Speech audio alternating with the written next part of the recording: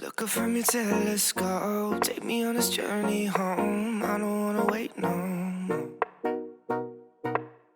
What's good, y'all? It's your good sis Erica Bain back again with another amazing All-American video. And in this video, I am breaking down episode 5 from season 2. And it's a good one. Let's get into it. All right, y'all. So, I didn't forget, but I guess I kind of forgot how amazing episode 5 from season 2 was. This was a heavy one, y'all. I feel like it's definitely going to go down in history as one of the greatest All-American episodes that we have seen to date. It's definitely top 5 for me. Like, I haven't actually gone through and ranked all of the episodes. Maybe that would make a cool video. Let me know in the comment section if you would like me to rank the episodes in reference to what I think were my favorites to my least favorites. Let me know if that's something that you would be interested in, and maybe I'll make that video too. But this episode was really a powerful one just because of, one, all of the themes that they discussed. So they went through the conversation around depression, they did the conversation around abandonment, we're back in the single parent conversation,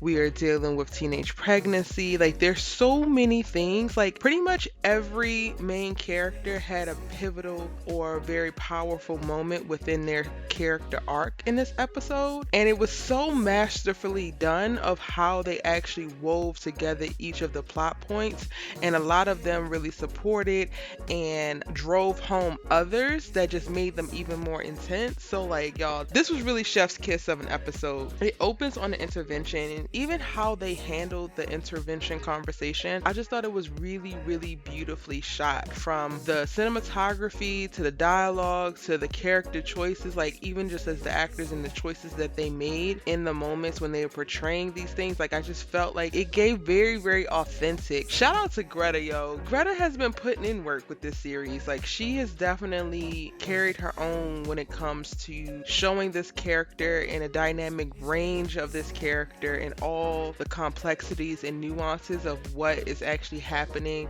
in Layla's mind and with her emotions. And that was on full display in the very first scene of this episode when we see her walk in and walk into this intervention. And again, like I said, I love how they showed this. As soon as we get into the house, we go to Layla's point of view, and when the therapist starts talking, time slows and she focuses in on Olivia, and Laura reaches over and grabs Olivia's hand. So that's like a little gut punch right there, because one thing that is a strong prevalent issue for Layla is that she does not have a mom, and that's only exacerbated by the fact that her dad is never there for her either. So I think that we focus in on that, and we see her focusing on that, because again, in this moment we are looking at it from her point of view, because that's a huge thing that she wants in this life, desperately desires, but she will never be able to have because her mother passed away. And then she goes from focusing on that to focusing on Spencer, who is silencing his phone, and then she gets called back into reality when she hears the therapist or the doctor in the moment mention inpatient treatment, and she immediately knows what this is, and she like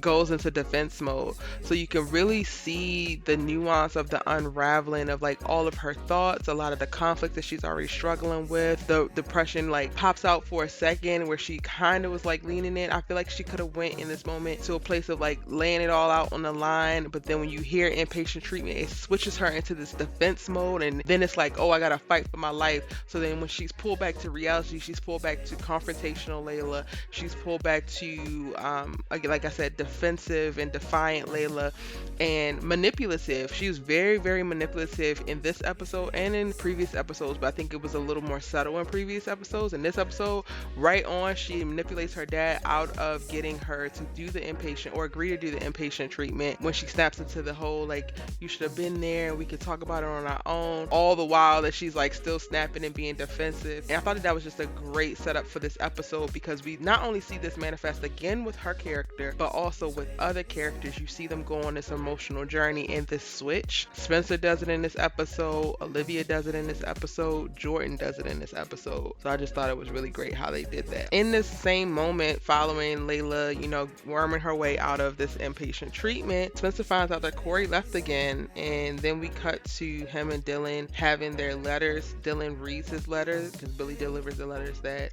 Corey left, and Spencer chooses not to read the letter in that moment. And child, it was as soon as we got to the James house, I was like, count down to angry Spencer in 5, 4, 3, Yo, homie loses it. Like, loses it. Angry man Spencer returns with the quickness when he snaps on Dillon about blaming himself. And child, it was truly like a switch flip. And it was very, very powerful to see. I was like, come on, Daniel. Like, yes, come through. But then also, it was very disheartening to see because in that moment, you really just get to see his regression. And it's all because of this one person with this one act. And you really get to understand the power that Corey has over him. And in this space, at the start of the episode, Spencer's trying to live in this angry space of like, I don't need him. It's fine. He's going to be who he is. Basically, F him, right? And we see him going on a whole emotional arc in this episode. It was so powerful to see, but then also very, very disheartening because it's just like, you know that he's hurting behind this. And we're supposed to have been working through angry Spencer. So to see him switch like that and he's yelling on Dillon and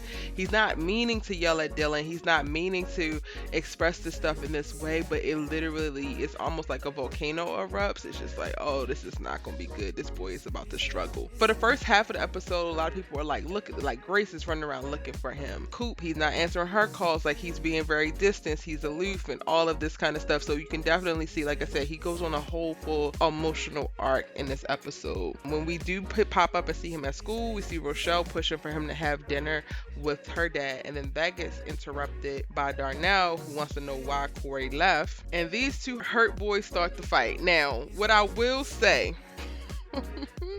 Darnell was dead ass wrong for saying that he was more of a son than Spencer would ever be. Those is fighting words. Hence the fight. But both of them were hurt. Both of them feel abandoned. Both of them feel dismissed. And of course, they're going to lash out to the only other people that they can think of in this moment. Darnell lashes out at Spencer.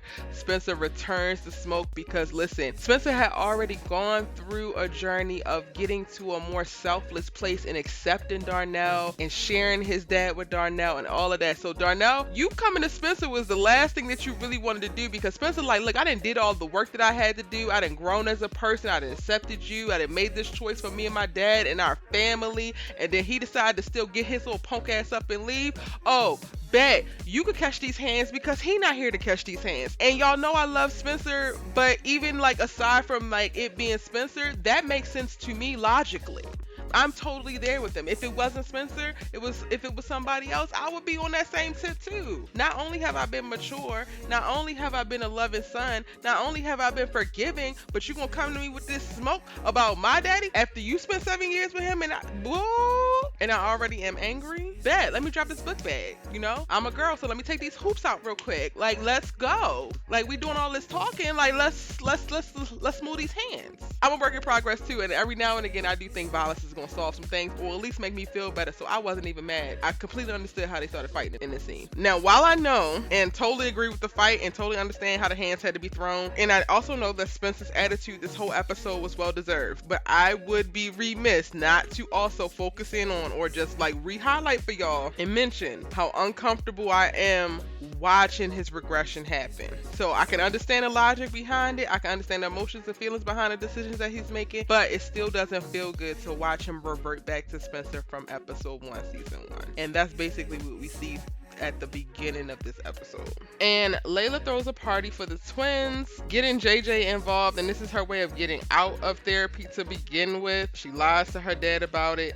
And honestly, y'all, this was just a great setup to the most infamous kidnapping scene. I thought that this was so hilarious. And I'm so glad that they actually took time to put scenes like this kidnapping scene with JJ in the van in, because this episode is so heavy, but this little break that we get and we are able to really laugh, like, who's JJ? He got the Stockman over his head, y'all. I was rolling, and I love that they gave us this comedic relief, because again, a lot of the themes and the conversations that we were having in this episode were so very, very heavy, and it allowed for a little bit of brightness as we were going in and out of a lot of the dark moments.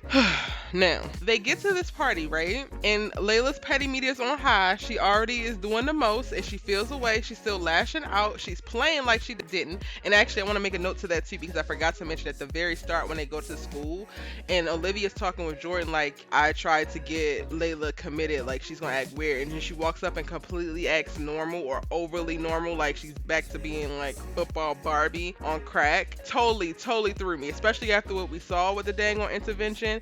And then moments later, when you see Jordan walk off and you cut back to Layla, you get to see her giving Olivia this death stare. I'm like, child, Lord, we about to have some stuff with them in this episode. And basically that's what that was, foreshadowing. So we get to the party and Layla's petty meter is on high, but it's not too high, y'all, because the one thing that I do want to know is that she did not hand Olivia any alcohol. When they walk in, she hands Jordan a shot, she has a shot, and she hands Olivia seltzer and wished them happy birthday. So while she still felt the way, she also still is like, yo, this is my friend, because she's not trying to completely sabotage her in way of her like healthy sobriety journey, which I do think is important. Now don't get me wrong, it don't negate what comes next, because child, this gathering session that happens in the kitchen is one for the record books, and I am totally here for it. I actually really enjoyed that confrontation. I thought that it needed to happen, but I think that it's very important because Layla definitely takes the L in that moment. It's literally the best and worst thing of the episode, both put together.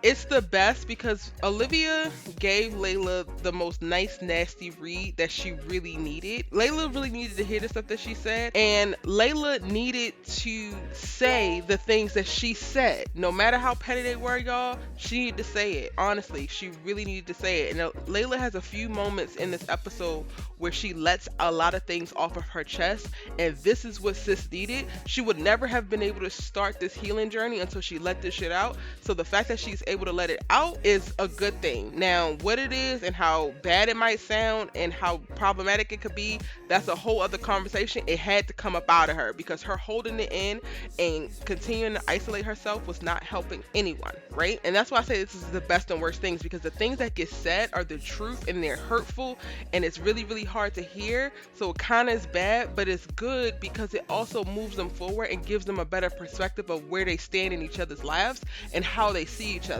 Because a lot of times we're out here and we're functioning, we might love people to death, and that turns around and looks like us not always being truthful with people about how we feel or what we think, because we're trying to protect their feelings. And in this moment, while Olivia is still being mindful of trying to spare Layla's feelings to a certain point until she's done and then she just says everything, Layla was not. And then that's when you get to the point where you can actually say they're real. So that's why I say that this is the best and the worst things about this entire episode. I thought that this scene in particular was so needed. It was just very hard to watch. But Olivia gives Layla this nice nasty read, and it's hard because I get that Layla is hurt and lashing out, but there's other things that are happening in the lives of those that love you and that you love, and sometimes you have to be considerate of that.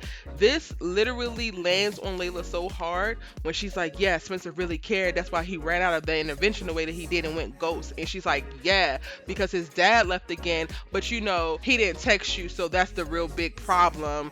And you know, he deserves all the pain that he has, I guess, because he dared to love you. I was just like, God damn, Olivia, you weren't even talking to me, and now I'm reconsidering, like, am I loving my people right? Like, am I being considerate? Because it was so true. Like, what she said, it was just like, wow. And you can literally see it land on Layla and she registers it. But you also, and I love, like, Greta, oh my God, Greta needs to get more credit because Greta played this so, she has been playing Layla so beautifully. And there's so many levels to Layla in this episode. You watch this land on her, so you know that it matters, right? And you know that she hears her. But as we continue through the episode, we get to see her swing back into her feelings about different things, specifically when she observes Rochelle and Spencer outside the party having a conversation, which looks like an intimate moment, and then that swings her right back into some craziness where she goes over and kiss Asher to lash out again. And it's just like, oh my goodness, this is so true. This is how we operate as humans. It's like in any given moment you're trying to think about trying to save yourself,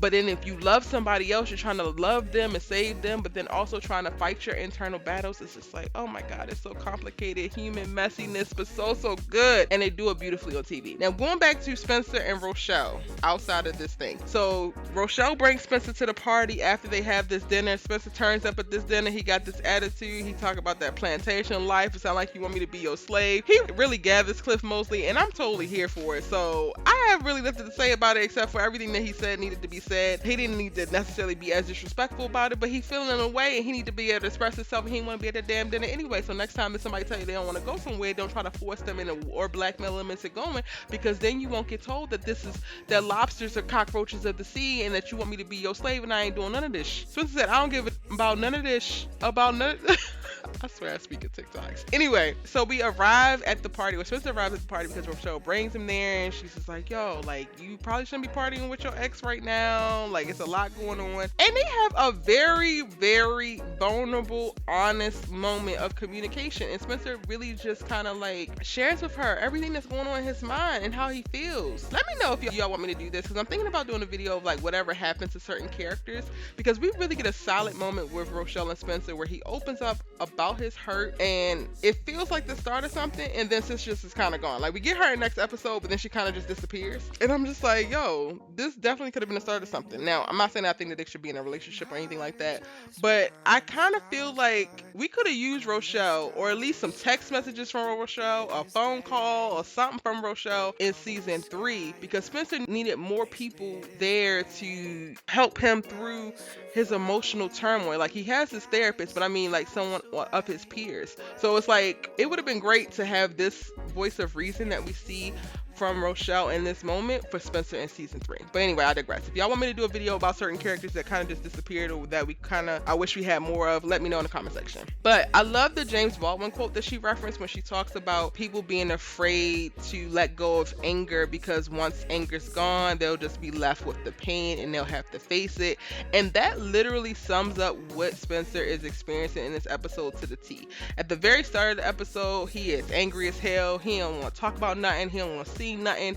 Leave this man alone, because you might get swung on. Case in point, Darnell. And then by the end of the episode, he has released his anger around the situation, and we see him falling into Grace's arms and questioning if he's the reason why Corey left, and why is he not enough, and he's really sitting with his pain because he released the anger. And I'm just like, they don't miss the writing. Like, the writing was just so beautiful, and how they plug this midway through, and we get to see this literally as the fore and after shadowing of like what actually happens with this particular character in the episode. It's truly freaking chef's kiss. Like, how can Sis be so spot on and so helpful to Spencer in this moment and nothing comes out of it? They don't be like texting each other and checking in, sending each other affirmational quotes and nothing. Like, come on now. But anyway, that moment happens.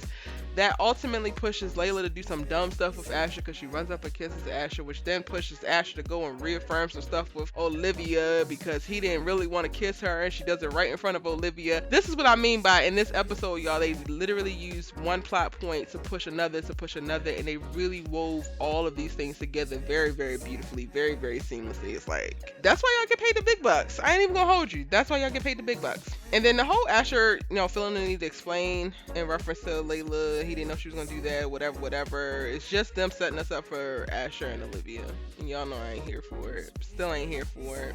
Even with his little lovely gifts, the redemption arc for Asher is real, because they literally, from a few episodes ago until, season 3, were really working to rehab his image.